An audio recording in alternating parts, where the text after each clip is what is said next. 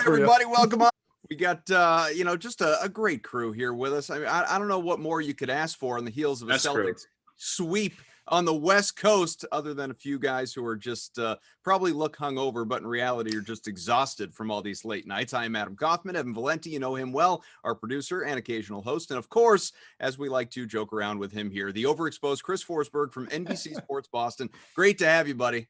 What's going on, Adam and Evan? It's good to see y'all.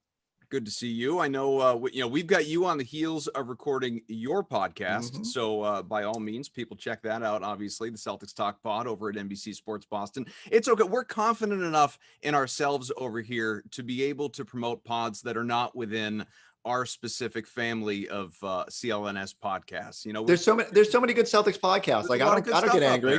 You know, like go find it. Abby's got a new podcast. Like if you got a podcast, come promote it. Is there a certain point in time, and I'm not even specifically talking about the Celtics, now I'm just talking about the world. Are there too many podcasts? Yes. Like, does it become a thing where, like, I remember way back when, if we want to go to, this is showing our age, but we all remember, go back to like the .com boom, right? Mm-hmm. And when Bill Simmons really became sort of the voice of the internet for the sports fan with ESPN.com and Page 2 before that, long before like Grantland and the Ringer and all that. It was like, man, like how do I have a blog? Like, and then suddenly it became anybody can have a blog. Like it's almost easier to create a blog than it is to do anything else in the world. And now we've sort of hit that place with podcasts too. There was a certain exclusivity about it at the beginning, and now it's like you could just, well, cool, I got a phone. Well, I guess I got a podcast. Everyone's got Zoom. I've had two people pitch me podcast ideas the last week. And they're just like, hey, we need your help. And I'm like, all right, you have no experience in journalism, broadcasting at all whatsoever. So this is going to go really well. But maybe it would. Look at TikTok. Like you never know. Just going to have an audience. You don't necessarily need to have talent.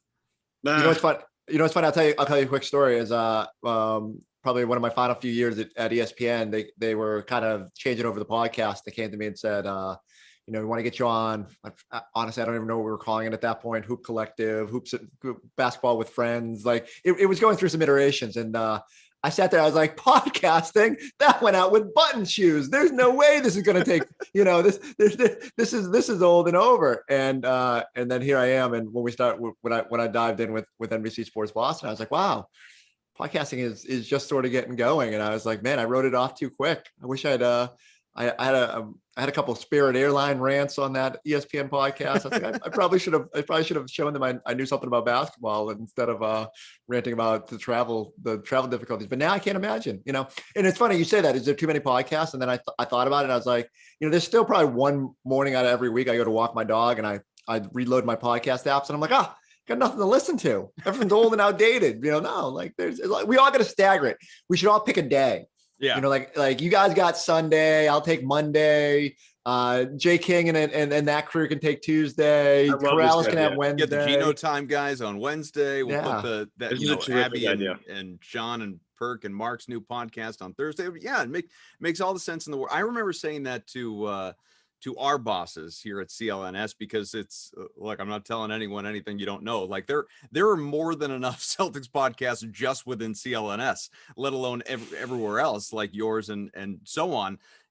Like why don't we all just pick a day and just distribute that way? Because when you've got so many pods coming out in the same day, morning, afternoon, evening, it's like, there is such a thing as, like with you, we joke about overexposure, but there absolutely is like podcast overexposure. It's like, do I need 3 new Celtics pods to come out on the same day from either the same company, or it becomes a popularity contest. It becomes like, well, pick your favorite, voices in the industry. And that's the one you're going to listen to.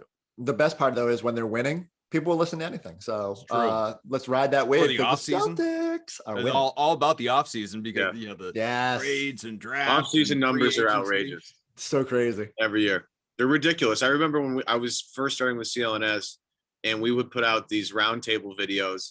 And I'll make this very quick.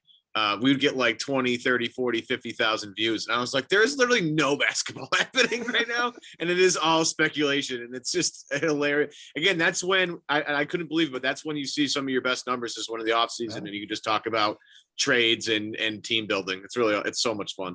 or if you put Isaiah Thomas in the headline of this this thing, like it's gonna do gangbusters. I'm gonna put Isaiah Thomas. That's it. With Chris Forsberg. That's it. The number of tweets that I got about Isaiah Thomas just between the end of last night's game to where we are this morning, and we can touch on that, but it's killing me. Even it's not even just tweets, it's text at this point. Yeah. But the only other thing I was going to ask you about podcasts, because again, like you just recorded yours, now you're on this one, you know, you'll have radio interviews, like if you're comfortable sitting in all the different seats. Do you prefer to be in the lead chair hosting? Do you prefer to be, you know, on the receiving end of questions as opposed to guiding the conversation? Where are you at? I enjoy both. I think, you know, especially as I've tried to take a little bit more ownership of Celtics talk. I'm probably a little bit protective of it in terms of like, I want to be sort of steering the conversation, but it's almost like when Scal got to do play-by-play the other night, he so used to being the analyst that he would talk up the play, be like, all right, you know, Jason Tatum goes to the bucket. And then he want to explain why he got to the bucket. And he actually had to police himself. And I feel the same way. It's like, I'll set up the question and then I want to answer the question. So I start talking. So sometimes I think I try to find that balance, but I try to be the, I'm trying to think of a good representation. Who's like the Celtics' most Swiss Army knife of a player? You know, Marcus Smart, giving the game what it needs. Like I probably have a really good role that I should stick to, but sometimes I just want to jack threes. So, you know, we ride it. Well, let's go right there kind of with this, because I'm going to ask you a question that I have been asked a lot in recent interviews that I have done. And with the success of the team right now, wins in 5 straight, vaulting themselves from a fringe playoff team to now in a tie with the Hawks for the 4th seed, playing really at the level that we have long expected them to. We've said all along, this is the talent ability that they have. They've just played so far beneath their level. But with the 5 in a row, win 7 out of 9, are they fixed? What is their ceiling? Where do you see this team if you're evaluating them right now? So I always hesitate because I do ride the emotional roller coaster. Like you'll see me there banging my head against the post-game live desk when they lose a bad game in the 4th quarter. And then, you know, I've grown from I was like really cautiously optimistic after the initial wins here. Like, okay, the Knicks and that didn't do anything for me. The Timberwolves, like, okay, great. Jason Tatum had a great game, but we're talking about the Timberwolves here, last place in the NBA. And so I was a little cautious, but to go on the road, do what they did against Denver. Now, Denver was due for a letdown and clearly waved the white flag in the 4th quarter there. But even going up to Portland, who I thought played really well, they had to hose down Lillard a little bit and Marcus Smart going in there and shutting him down a little bit. And then even last night, you know, again, like there's no reason they should have even lost that 27-point lead. But, you know, look, go 3-0 on a road trip where you go out west. The Celtics haven't done that in past years. And so some encouraging strides here. I think I'm seeing what the potential is when they're healthy and how defined roles and guys understanding what they're supposed to do. Like, I think the biggest storyline right now, even as good as Jalen and Jason have been, to me, like I woke up this morning and I'm like, what do I want to write about? I really want to write about how good Kemba has been in adjusting to his role. Like his assist totals are up. His usage rate is down. He took a corner 3 last night, which he never does. I feel like he's, whether it is the coaching staff talking to him or just Kemba recognizing like, this is how I can best help this team. And all of a sudden, like there's not 50 people in my Twitter mention saying trade Kemba Walker this offseason. And so, you know, look, they need everybody to do that. They need everybody to stay healthy. They need Jalen and Jason to continue to be great. But I am a little bit more bullish that if they do all that, if Robert Williams gets back to full health, that this team at least has a puncher's chance against anybody. And especially the higher they climb in the seedings, I feel a little bit more comfortable based on, you know, what the potential matchups could be. If I'm putting it in the simplest terms, and you can tell me if you agree, and Evan, certainly, you know, let me know how you feel about this, is this is how I've been answering the question. In its shortest form, is that the Celtics are still not a contender. Let's not fool ourselves into believing they are a championship contender. If everything breaks right, if they stay healthy, if they play at their level, if they do what they're doing, Evan Fournier comes back and provides them what they expect from him and what we've seen glimpses of so far, they are a team that could make the conference finals. More than likely, they bow out in the 2nd round. If they revert back to what they were doing, they're a team that goes out in the 1st, maybe even loses in the play-in tournament. That is the spectrum for this team. But to me, they're kind of, it's funny because we had Grandy on last week, and Grandy was saying how, you know, people don't really realize this, in part because of the bubble and what was happening in the world, and maybe depending on how closely you look at it. But like that team in the playoffs last year and in the bubble in general played it was probably the 3rd best performing team in the last 20 years of Celtics basketball, which is just mind-boggling to think about. And that was a team that I felt going into the bubble anyway, just during that season was similar in that they're probably going to bow out in the second round, but there's a ceiling there. Mm-hmm. And I think that came to fruition ultimately. They certainly could have gotten past Miami. They didn't. And, now people revisionist history look at that as losing to losing a matchup that you should have won and losing to a poor team. Like, no, Miami was a good team and injuries played into it and it wasn't good. And they looked bad because of the injuries they sustained against the Lakers. And so it changes people's perspective. But that's how I view this team right now in terms of its overall outlook as, the regular season wraps up pretty soon. And I think that's fair. Like, and Ev, I'll defer to you here, but like, I agree. Like they could just as easily, the wheels could come off. They could lose one player. Like, I think their depth is a little bit tenuous. Like, and I'm not saying like the guys that were in at the end, like, I don't think we're going to see Carson Edwards and Luke Cornett playing big minutes in the playoffs. But, obviously, it's fair to say if without Evan Fournier, all of a sudden you got to lean a little bit heavier on Grant Williams and Shemi Ojale. And they've had good moments in this stretch, especially Grant. But the depth is sort of thin. And so if you do lose one body during this, as we see, like Robert Williams goes out, all of a sudden that depth chart at the center position is really thin. So it could come down to health, but it's a weird season and the Celtics have gone through it more than anybody to this point. So I can't just sit here and say that, maybe the balance of bad luck doesn't tip in the playoffs a little bit. And it was almost weird to see like AD and LeBron out last night. I was like, when was the last time the Celtics had their opponent had more people out than the Celtics did on a given night? So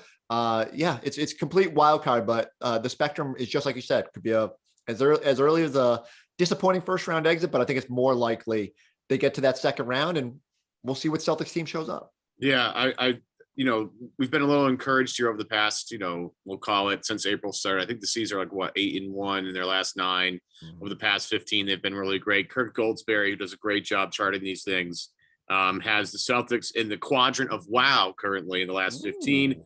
They're 5th, they're 6th in offensive rating, 7th in defensive rating, and they're 4th in overall net rating. And that kind of, is a bunch of things happening. They've played some easier teams, as Chris has said, the T-Wolves and the Knicks, although, they were tough. And I like the fact that Boston had to kind of crawl their way back in both games to win both of those. So that helps me. Going on the road against Denver, I don't care. Like, they didn't have Jamal Murray. When you get down that big, it's still a big deal to me. Beating Portland was great. And, if they don't turn the ball over 15 times in the first half and his bench doesn't blow out, that game in LA last night's a blowout. So, but they're playing much better defense. Their defensive rating over the past 9 or 10 games, I think, is down from 113 to 106. Which is their best number, I think, of the season, I think by a mile. At least it looks like it. This team, look, I will be slightly more optimistic. I think this team's entire season has been about they haven't had their entire roster together ever, and it's April. Rob Williams has finally emerged as a starting center. They got Tristan Thompson back. Kemba looks great. And Danny said the other day, they're going to be a little bit more comfortable with it. They don't want to do it right now, but they would be comfortable if they needed to let Kemba play in back-to-backs. Smart's back and doing smart things. You have Tatum taking an inhaler before games, so his COVID doesn't affect him that well. And they're going to have to manage Jalen's knee tendonitis the rest of the way. Fournier's coming back soon. Look, Romeo is alive. So we have all that going on right now. This team finally has its rotation healthy. We don't know what it looks like yet, but it's healthy. And the numbers suggest as this team has gotten healthier, they've been able to string some wins together and string some good play together. The one thing I look for, the offensive stuff, comes and goes. But that defensive number is something I really take a lot of stock into because this team defensively has been a complete, outlier in terms of what we've seen out of Brad Stevens' teams over the entire tenure of Brad Stevens, right? This team have always been able to do defensive work against anybody. That the numbers this entire season have been absolute trash until, again, the past 9 games. So I can take a little stock into this team's performing really well. The competition, comes and goes. We'll see. But they're playing with confidence. You can see the energy is much better, but the defensive side of the floor, I'm very encouraged by it. You have like Luke Cornett as an example, and I know he might not play a ton of the playoffs. I think he's a useful guy to have at the end of the bench I'm surprised he's more helpful than Mo Wagner right now. Mm-hmm. But they have a long shot. Right. But they have 4 guys right now that can all, do things in terms of, switch, all that stuff. I mean, again, Cornet had 3 blocks last night. That's impressive. Rob Williams does Rob Williams things. I just like the fact that they're playing with a little bit more cohesion than they have in the past. The offense, Tatum 53 the other night, Brown 17 of 20 for 40. I mean, that's good stuff. And to get back to something that Forsberg, kind of led with, it all kind of, for me, comes back to Kemba Walker. I think Kemba determines how high the ceiling is. I think this team wants to be the 4 seed, get a young Atlanta team in the first round. And then if you're Philly, I mean, the one team you kind of don't want to see is a team that's kicked your ass the past couple of years. And then if you could somehow get by Philly, you have a Nets team that we have no idea what's going to look like despite their historic run. So I'm a little more optimistic. I don't think they're going to win a title, but I'm feeling way better today than I did about 2 months ago. I'll tell you that right now. Evan coming in hot. All right, so here's the podcast title. Valente, Celtics in finals, maybe should sign Isaiah Thomas. Yeah, that's it. Lock it in right there. Yeah. King of content there. Chris Forsberg's got me out. There it is. SEO. Chris, I want to talk about something that, a lot of people have been talking about, which has led to all of the nonstop Isaiah Thomas tweets that have been out there. And I've resisted to get into any sort of Twitter discussion with people who have sent me this because I don't want to. People love IT so much, the story, the person, we all want so deeply for him to even remotely resemble his old self somewhere in the NBA. Doesn't have to be Boston, doesn't have to be 30 points a game, doesn't have to be MVP conversation. Come back, be productive, and stick on a contract beyond 10 days. That's what we want for IT. Get your money, show your back. You were a hell of a story to begin with, now be a hell of a comeback story. We're all rooting for him. Good dude, despite the fact he blocked me on Twitter. Well, putting all of that aside, I feel like people don't recognize that he's not what he once was at all. Now, I had friends texting me last night saying, fine, he's not what he once was. He's still better than probably 4 people on the Celtics bench right now. You could justify, put him out there over Tremont Waters, put him out there over Carson Edwards, put him out there over, different positionally, but Mo Wagner, you could justify him being out there and maybe giving you some of that offensive spark, because the fact of the matter is this bench is bad. And I want to read something that your colleague Kendrick Perkins said on Postgame Live last night, which is just, he hit the nail on the head, saying of the fourth quarter bench unit that, again, nearly gave away an entire 27-point lead with 8-9 minutes left against the Lakers bench. Okay. LeBron wasn't out there. AD wasn't out there. You're basically playing the Lakers reserves collectively with your own reserves. Perk says, when you come into the game, you're still fighting for your livelihood. We're talking about guys who are still on rookie contracts. When you're on a rookie contract, every minute is valuable. Every possession is valuable. You don't know who's watching. It's not just Brad Stevens or Danny Ainge in the Celtics organization, but they have other scouts from other teams that are watching, not only watching to scout the Celtics and send in a report sheet, but they are watching to see other talent who's coming up for free agency so they can keep their eye on them in case the Celtics don't want them anymore. So you're always auditioning for a job in the NBA, especially when you're a third string type player. So I read that, I heard it, and I had 2 immediate simultaneous reactions, which is one, no crap. Nothing that Perk said there is intuitive in the sense that everything that should be common sense. That should be common sense to all of us. But the flip side is, well, clearly someone needs to say it because the players aren't out there playing like they recognize that. It took Perk to call out Tatum to get him, in the right headspace. Maybe he needs to call out the collective bench to get everything to figure out for the Celtics, their reserves as well. I don't understand. And yes, talent matters, and they are talent thin when, you take out the starters, when you're looking specifically at the reserves, but they're not as bad as what we saw last night. And this isn't the first time. I can't remember which game it was, but there was another instance where the Celtics emptied the bench and almost had to go back to the starters. And you're thinking, there hasn't been enough nights where they can get Jason Tatum and Jaylen Brown some extended rest, and to have them relace up their high tops twice now isn't ideal. Now, on one hand, I don't think there will be any point during the postseason that you will need to lean on Carson Edwards and Tremont Waters and all the group that was out there. On the other hand, I'm disappointed that guys like Aaron Nesmith, who should be chomping at the bit in those instances, can't go in there and steady you. Like, all they really needed was one bucket there, and it felt like they just couldn't do it. And even worse, they were just throwing it all over the place and making bad decisions. And that happens, and I get it. Like, trash time is weird, and yet I hear Scal say it all the time. When that's all you've got, that's when you should be just so hell-bent on putting your best foot forward. So, as you said, the natural inclination is, okay, well, should the Celtics overhaul the end of their bench? And I just don't, they're not in a position, they don't have the money. They had to do some serious juggling just to get below the luxury tax to avoid that this year, after and having to send out Daniel Tice at the trade deadline to make that happen. I don't think you're in a position where you need to start overhauling the back end of the bench. The reward isn't great enough. Maybe something they should have considered a little bit more at the start of the year, and I think they did. Just the Jeff Teague experiment didn't work out. Nesmith hasn't gotten a chance to consistently develop, and his confidence is probably a little shot. And so it's just what it is. But when you have a healthy Evan Fournier, if you have a healthy Robert Williams, I feel a lot better about the ability for reserve groups to sustain. And I don't think that game even gets close if either of those guys is available last night. So I don't want to overreact to it. Now, just to touch on the Isaiah Thomas thing, no one loves the little guy as much as me.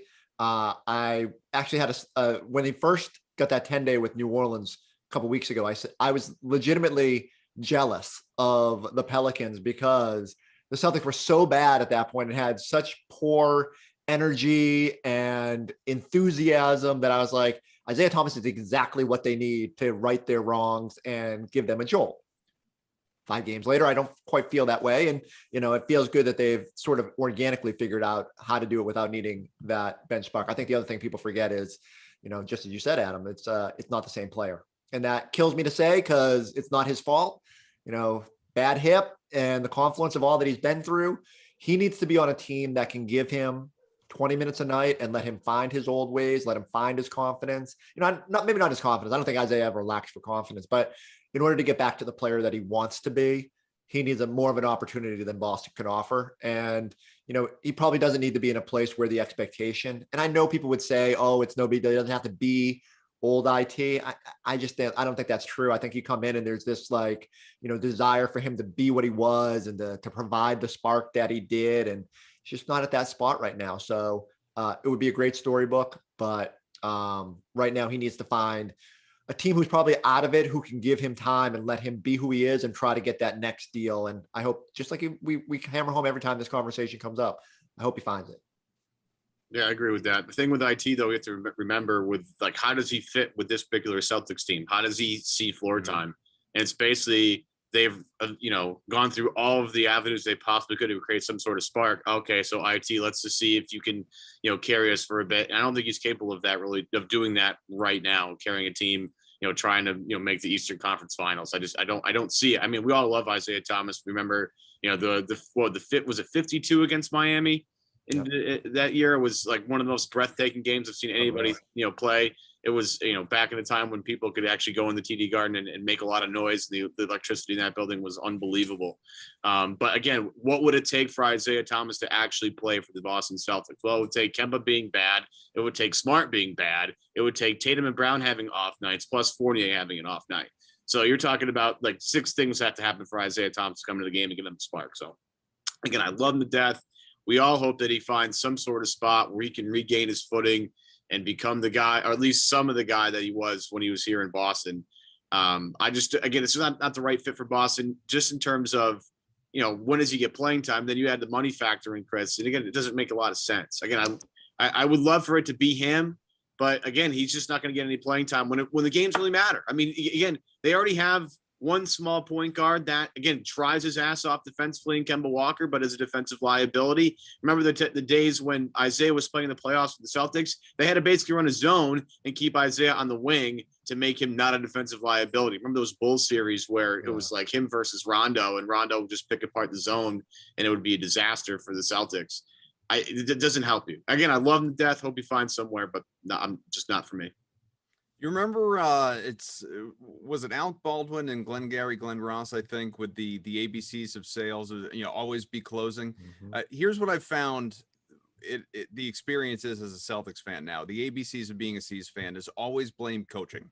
And you got that again. You got that once again all over Twitter last night with the Celtics nearly giving away that lead. And it's, Brad Stevens sucks. Fire Brad. Got to get rid of it. It's like, no, the bench gave up or almost gave up a 27-point lead. Not Brad. Brad wasn't out there not able to score a basket. And Brad didn't build this team. You put that on Danny before you put that on Brad as the architect of this roster. And, but then the quick reaction is, well, someone had to sub him in, with 9 minutes left. Someone had to let it get that close before you put the starters back in. And it's just, that's what the conversation is nonstop. You guys all hear it the same way that I do.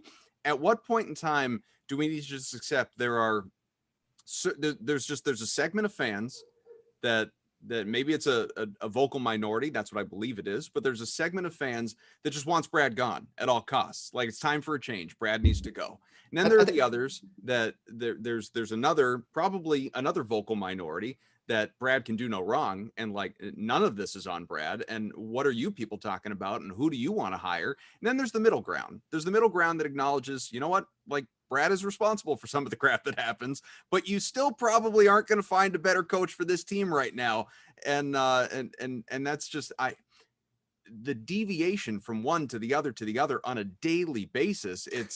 It's agonizing, really, is what I'm saying, Chris. It's Celtics Nation as a whole. Like, and I don't want to loop all the rational fans here, but we do ride the roller coaster, and it's easy when you need someone to blame. He's an easy target. The coach always sort of gets some of that flack. I think it's telling that whenever we've had the Brad conversation, Danny Ainge has come out and been like, hey, he's the least of our problems. And look, could Brad be better in some instances? Sure, but managing the bench with a 27-point lead, really not like something I'm going to sit here and obsess about at night. So, until the next gigantic college job opening comes along and someone can shoehorn him in there, he had no connection to North Carolina. We spent 2 days talking about, like, what do you go coach the Tar Heels? I'm thinking, what are we doing?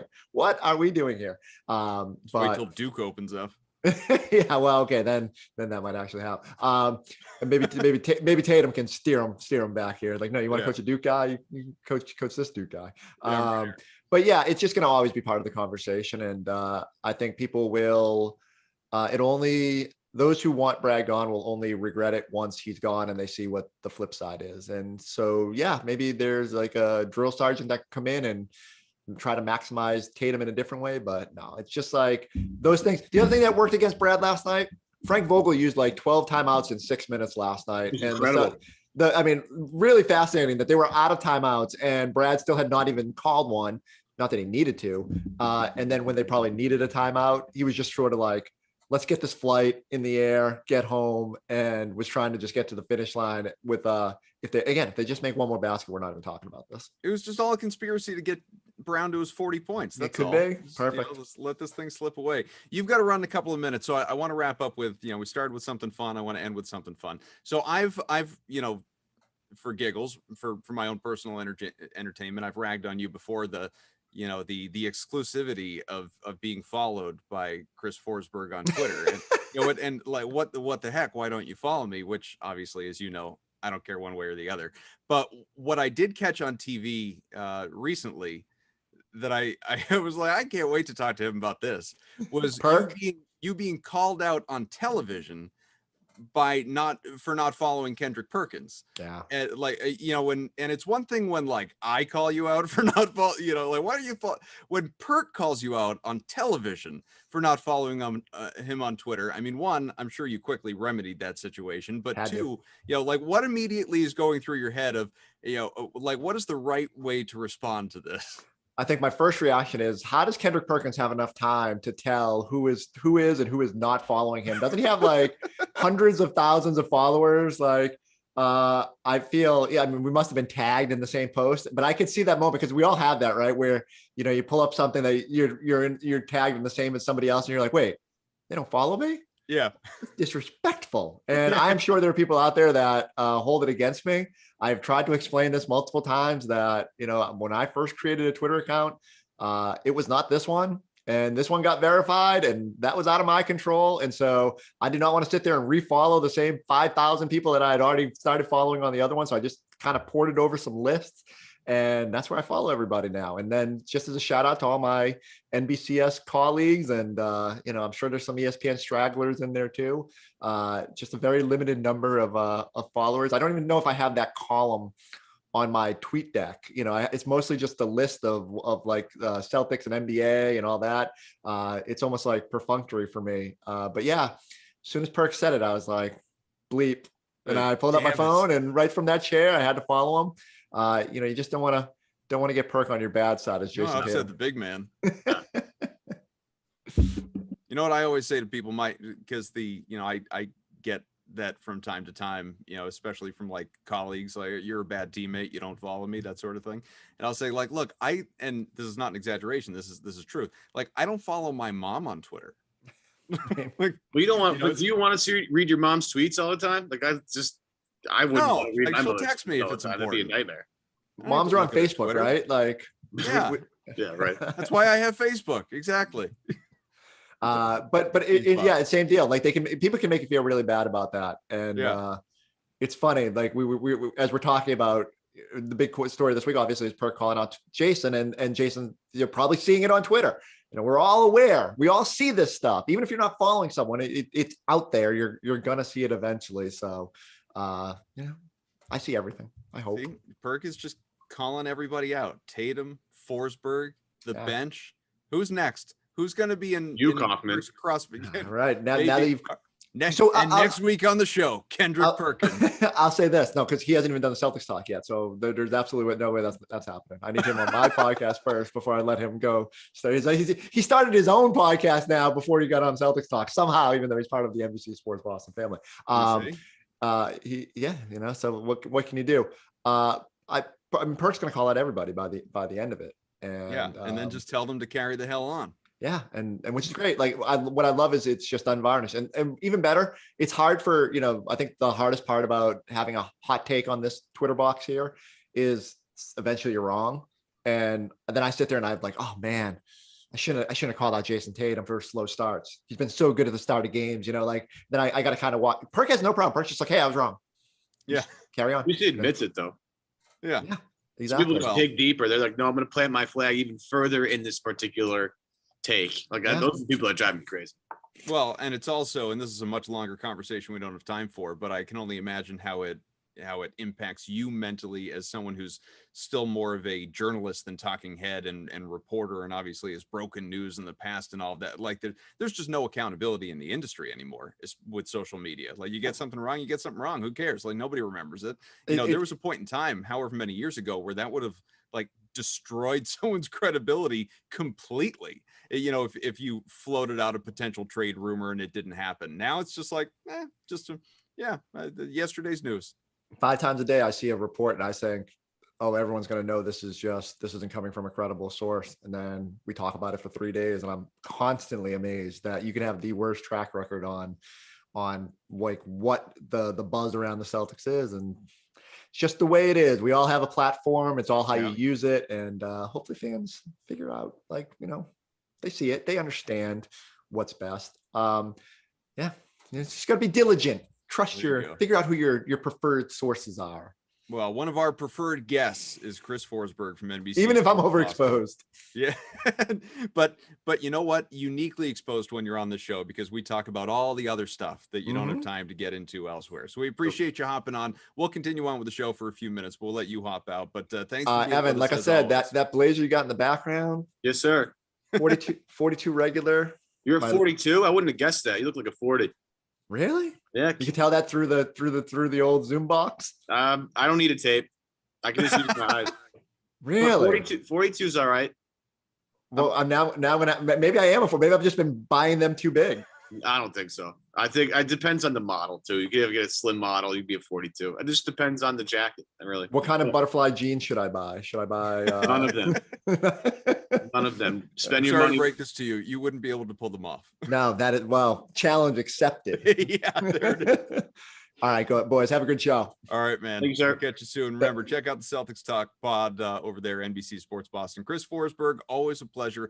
Evan and I roll on for a couple minutes here, and Ev, just thinking along the lines of obviously everything that we've been talking about over the course of this show, and I think the big one, and we could circle back to it. We talked about it plenty, but the big one, I think the overarching story with this team at a very surface level way of looking at it is, have your expectations changed for them now here in mid-April versus what they were the vast majority of the year when they were so often unwatchable? I think we've come back closer to the original expectation of this team when the season started. It's been fun to watch people just come up with ideas and takes over the past couple of months about what's really plaguing this team. Twitter obviously is a dumpster fire. The comment section in this particular video section at points has become a dumpster fire. But I love all of you that comment on these videos. You guys are the greatest people of all time. Seriously, I love all of you. Especially, by the way, I wish I could remember his name, but the guy that made the that guy's my favorite dude. The guy that made the video calling us all out at CLNS. That guy's my favorite guy. Love that video. Might have to have him on at some point. But look, we've all over the course of several months have tried to figure out exactly why this team wasn't performing. I would say that we've been pretty level-headed on that conversation, although we've leaned in certain directions. I've leaned into the Danny thing harder than any other take, I think. I think the roster construction has been a problem.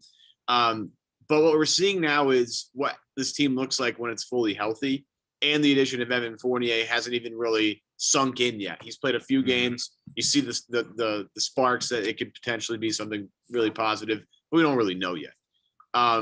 The Tatum thing, coming back from COVID, has been a real interesting journey. As someone that had COVID, I cannot imagine what it's like being a professional basketball player and carrying a team offensively and defensively every single night the way Tatum has had to do, and trying to keep your stamina going.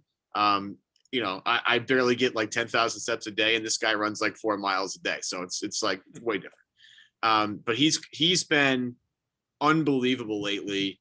Offensively, he looks like he's in much better rhythm than he was. Brown has been locked in from the very beginning, and that's just the way Jalen is. He's so consistent. That's the best thing about Jalen is his consistency, night in, night out. You see the importance of having a healthy Smart on the team and what he's been able to do. Shout out to my guy, not Nick Miller on Twitter, who put this together. I'm going to pull it up right now. The numbers of Jason Tatum and Jaylen Brown since the return of a healthy Marcus Smart post the All-Star break. In 19 games, Tatum averaging 26.7 a game, 7.1 rebounds, 3.8 assists on 49, 41, and 90 shooting. Jaylen Brown, 24.5 points per game, 6 rebounds, 2.5 assists on 49%, 42% from 3, and 70% from the line.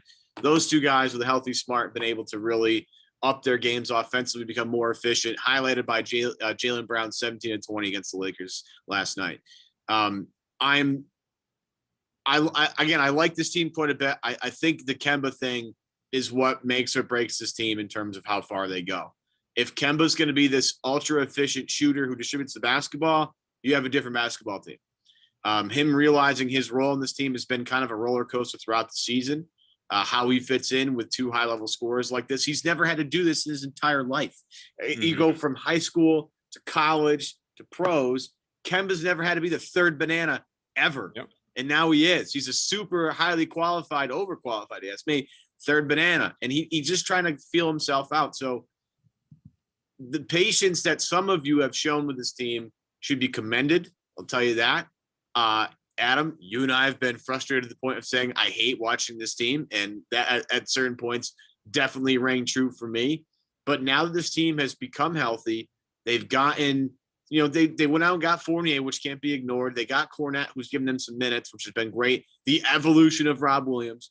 All of these things have come together now, and as they get ready to turn the page to the playoffs, the one thing you got to do, the two things you got to do: keep this particular level of play up and just stay healthy. If you do those two things, you got to feel confident, because not many teams that you're going to play in the playoffs are going to have 4 scores like Boston does. They're not going to be able to, with the exception of Brooklyn, and I would say Philadelphia, because Joel Embiid basically counts for 2 people at this point. He's been so good. Not many teams are going to have 4 guys that can handle the ball and score 20 points per game. And that's what we get back to Grandy's point about that was the third best Celtics team in the past 20 years. And that was the best basketball any Brad Stevens team has played in his tenure. Why were they like that? Because they had 4 guys that could score the basketball. Simple as that. Can you make the case? I mean, you just argued for Kemba, but can you make the case that Evan Fournier might be not the most important player in the Celtics? That's not what I'm saying, but right. The biggest X factor in terms of determining their ceiling, even more so than Kemba Walker, just because of what he should hopefully, if he delivers what he is, we've seen flashes of for a couple of games anyway, before obviously the COVID situation, and just what he was in Orlando and what everyone hopes and expects him to be.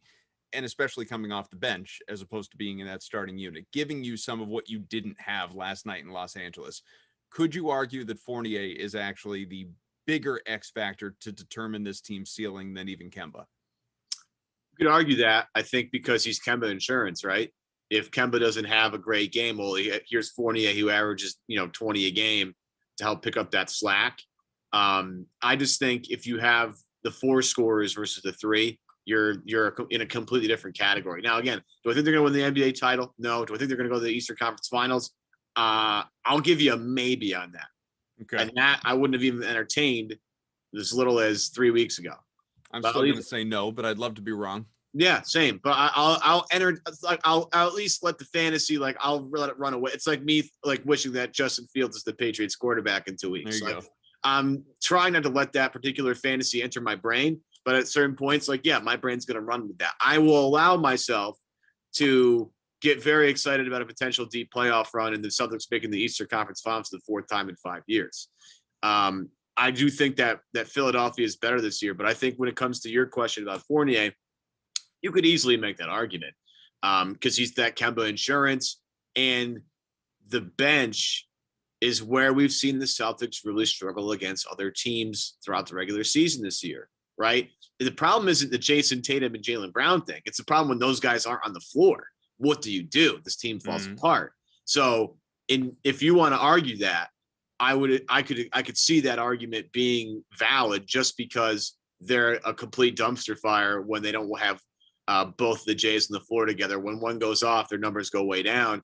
It's a way for one of the Jays to stay on the floor and still be a competent offense. So you can make is that what you're arguing? If you think that Fournier is actually more important than Kemba is? I think he is we're quibbling with the semantics of the definition of important, right? So I'm just going to label it this way. I think he's the bigger X factor. Because I just think that, short of all of a sudden Kemba coming off the bench, and I don't think that's going to happen.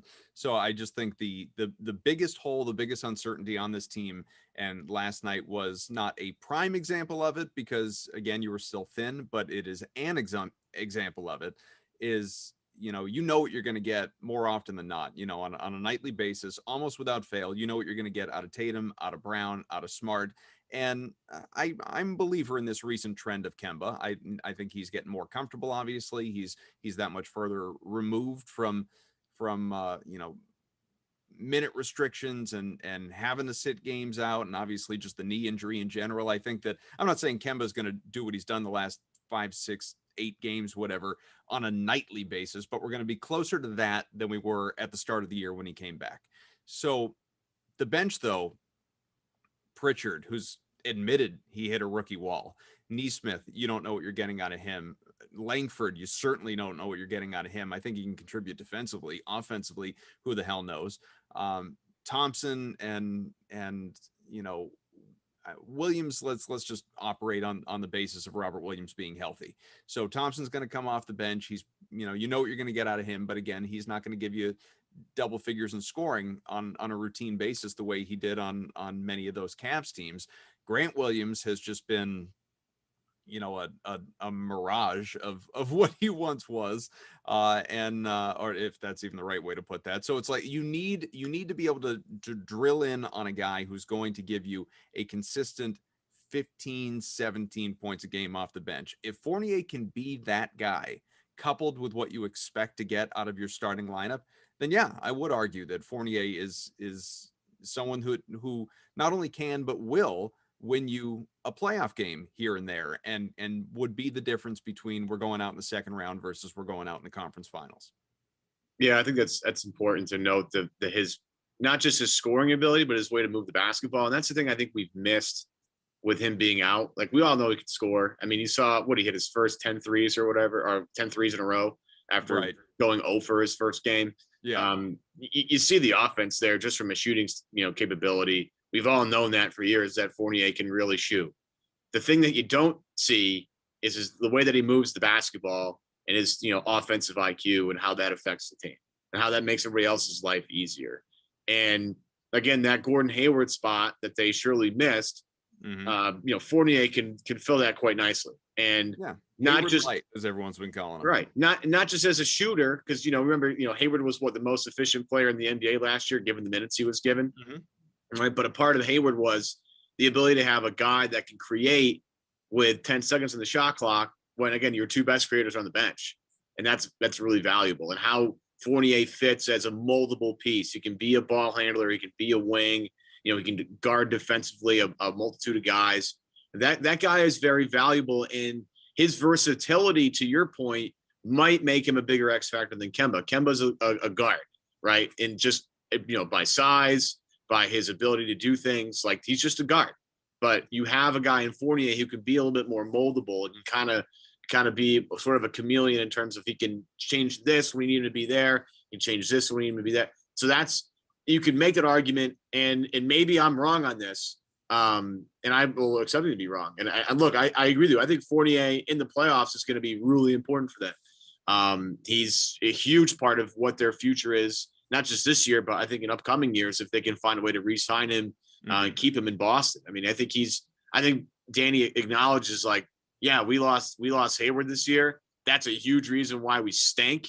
That's a huge reason why everybody's mad at us. We just don't have that particular guy on the team right now, and we didn't draft him.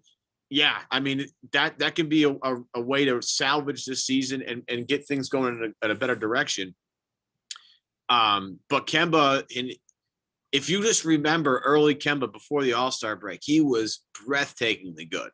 And I'm not sure if we're ever going to see that player again. I would love to see that guy. But you're talking last year. Right. Yeah, talking before the All-Star break, before that pandemic. Yeah, before the pandemic, before that knee injury, he was unbelievable. He was an all-star. He was tremendous.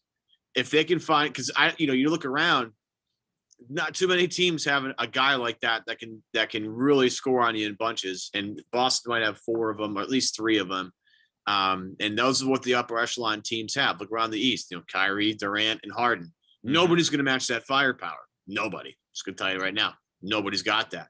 But you have Philly, Tobias Harris, Embiid. Offensively, I don't throw Simmons in there because Simmons offensively is very weird. You have, the Milwaukee Bucks with Drew and Giannis and Middleton and somebody else that will kill the Celtics, whether it's Brook Lopez for a game or Bobby Portis and his ridiculous eyes for a game. Maybe DiVincenzo gets up. But the way that Boston can kind of navigate those waters, you can make the argument that Fournier is more valuable to them. I just think the way Kemba fits in and what we've seen from him in the past, if they can find a way to get that guy, it'd be amazing, in my opinion.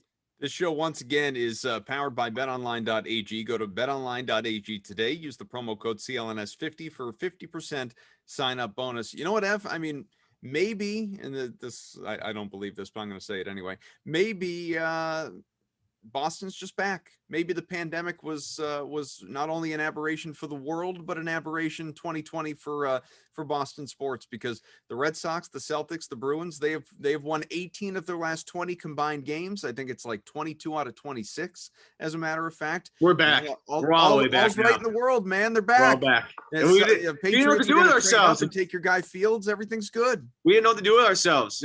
All this losing. It was just too much. Pats go 7-9. It was a miracle they went 7-9. It literally destroyed the world. Yeah, right. It's just a coincidence. Is that what you're telling me? No. Yeah, no. It just feels good again, man. It feels good. Sox are kicking ass. Pats could get the best QB in the draft, not named Trevor Lawrence. Celtics, just the vibes are good. And the Bruins have replaced Tyler Seguin with the guy that went before him with Taylor Hall. I mean, life's not bad, you know. I mean, goal scorer Taylor Hall. Right. Hey, Tuukka Rask out here winning 300 games. I mean, come on. So it's easy. All's right in the world again. You know. Yeah, and New York's having a tough time right now. So I feel see you on the parade route this summer. It's going to be great. Tugboats aplenty, boys and girls. All right. Thanks to Forsberg once again. Ev, I'm Adam. And of course, join us next week when hopefully we can talk about more wins. I'll tell you, the upcoming schedule certainly favors that possibility. You got a tough one tomorrow night, Saturday against the Warriors, but it is at the Garden in front of fans. And then you got the Bulls on Monday, Thursday, the Suns, and maybe we'll even touch base before then during that Tuesday, Wednesday break. And if not, certainly in the immediate, right around that scope of time, because regular season, it is winding down, folks. We got ballpark 15 games left. Going to be interesting, but keep on rooting them on. Let's see some more wins. And you Celtics fans out there with your ABCs, you just keep it up. I'm here for it. Keep feeding me on Twitter. You know where to find us. Here's something I haven't mentioned in forever, by the way. If you're still listening, give us a rating or review on iTunes. We appreciate it. I'm going to start to say that off the top of the show, so maybe people actually do it. We'll see you later. Right.